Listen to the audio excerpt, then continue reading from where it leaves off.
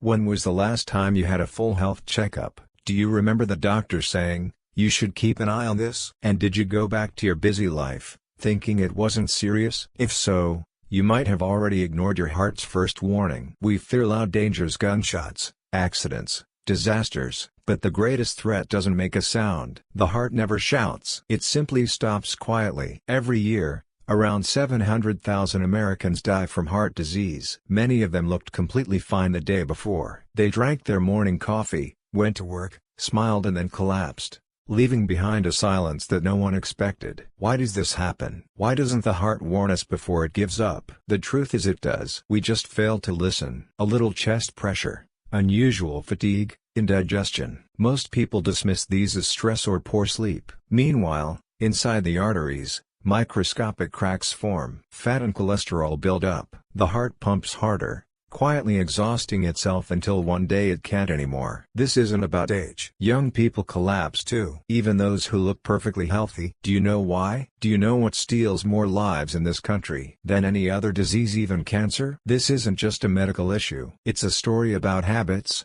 choices, and the warnings we choose to ignore. Your heart is talking to you every single day. And once you learn to hear it, you'll stop fearing death and start protecting life. The numbers are cold, but they tell the truth. According to the Centers for Disease Control and Prevention, in 2022, 702,880 people in the United States died of heart disease. That's more than from cancer, and more than all traffic accidents, suicides, and infections combined. Heart disease accounts for nearly 1 in 5 American deaths, 2 out of every 10. And the risk is no longer limited to the elderly. Rates are rising among people in their 30s and 40s. A generation raised on fast food, stress, and sleepless nights. Globally, the numbers are staggering. The World Health Organization reports that in 2022, around 18 to 19 million people died from cardiovascular diseases. 85% of them from heart attacks or strokes. That's roughly 1/3 of all deaths on Earth. But buried inside those numbers lies a glimmer of hope.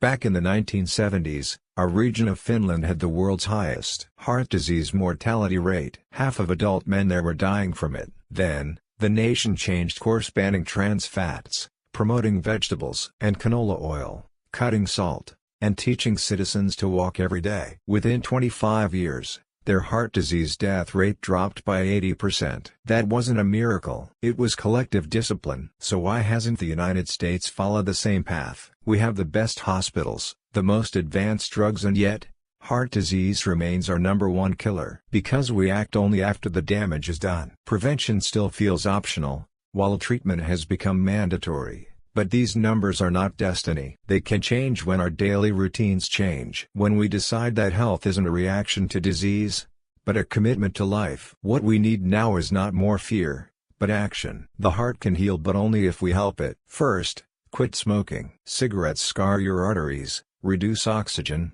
and thicken your blood. Within 1 year of quitting, your risk of heart disease drops by more than half. That's not theory, it's proven medical fact. Next, fix what's on your plate. The average American consumes twice the recommended amount of salt. Processed foods, fried meals, sugary drinks, they clog the arteries. One bite at a time. Replace them with fruits, vegetables, fish, and nuts. Those small adjustments lower blood pressure, calm inflammation, and give your heart a rest. Move your body. Just 30 minutes a day, 150 minutes a week. A brisk walking can cut your risk by 40%. The heart loves movement. It weakens when you sit still and thrives when you move. But be careful. Sudden, extreme exercise can shock a tired heart. Consistency matters more than intensity. And never assume you're safe just because you feel fine. High blood pressure, diabetes, and cholesterol rarely announce themselves. They grow in silence until it's too late. Get tested regularly. Know your numbers. That's not paranoia, it's prevention. Many people tell me, "I'm too old now." It's too late. But after decades in cardiology, I've never met a heart that was too late to save. The heart is forgiving. Give it a chance, and it will start again with you. What we should fear isn't disease, it's indifference. Right now, your heart is working for you, every second, without rest. That beat is a sign of trust. Today, keep that trust alive. Walk a little. Eat a little better. Get checked. These are not small acts, they're a promise to life. Your heart is still beating. And it's telling you something. I'm ready to keep going as long as you are. If this video helped you, please subscribe and hit the like button so you won't miss the next one. Together, let's keep every heart beating strong.